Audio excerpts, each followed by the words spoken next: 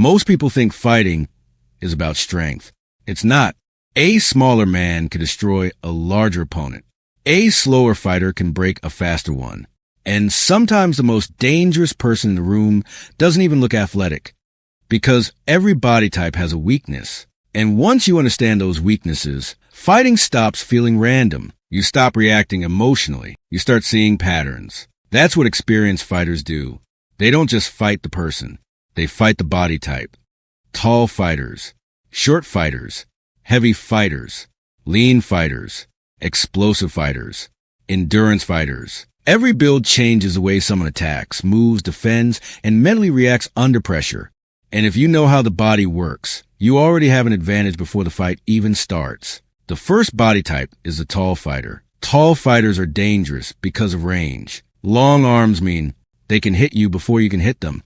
Long legs make kicks harder to avoid. And psychologically, height alone creates hesitation. Most people freeze against taller opponents because their brain interprets size as danger. That hesitation gets people destroyed. But tall fighters also have predictable weaknesses. They usually struggle at close range. Their longer limbs take more time to retract. Their balance becomes weaker under pressure. And body shots become much easier to land. That's why experienced fighters don't stay at the end of a tall fighter's reach. They pressure forward intelligently, not recklessly, not emotionally. They close distance behind movement. They attack the body. They force clinches. And they make the tall fighter uncomfortable. A tall fighter wants space. Take away the space, and you remove half their weapons. Now the opposite. Short fighters. Shorter fighters are usually more explosive. Their center of gravity is lower. They generate power efficiently. And they often fight aggressively because they're used to closing distance. That aggression is dangerous, especially if you panic and retreat in straight lines. Because shorter fighters want chaos. They want pocket exchanges. They want emotional pressure. But shorter fighters often struggle with vision and range management. They have to enter danger to attack, which means timing becomes their biggest vulnerability. That's why disciplined fighters use angles against shorter opponents. Jabs, footwork, interceptions. You don't brawl with explosive fighters. You force them to reset repeatedly until frustration slows them down. Then there's the muscular fighter.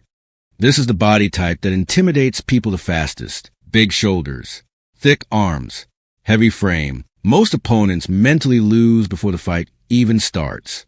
But muscular fighters often rely too heavily on power. And excessive muscle creates problems. Faster fatigue, reduced mobility, tighter movement patterns, higher energy consumption, especially if their conditioning is poor. That's why smart fighters don't try to match power with power. They survive the early explosion. They stay composed. They defend efficiently. They make the muscular fighter work. Because exhaustion changes everything. Once breathing breaks down, technique disappears. Decision-making slows.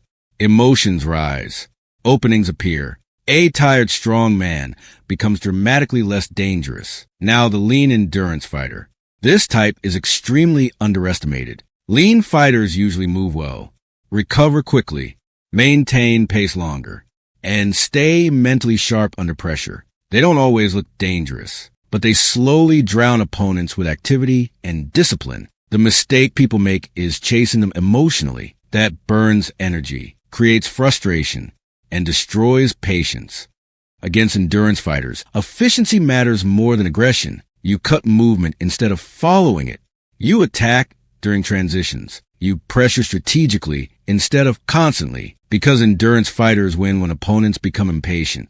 Then there's the explosive athlete, fast twitch movement, rapid reactions, violent entries. These fighters are dangerous because speed overloads human decision-making. People panic when they can't process movement fast enough. But explosive fighters often depend on rhythm. They explode, reset, explode again. That means predictable timing windows start appearing. Experienced fighters watch patterns instead of reacting emotionally. They bait reactions, force premature explosions, and punish recovery moments. The goal isn't to be faster. The goal is to control tempo.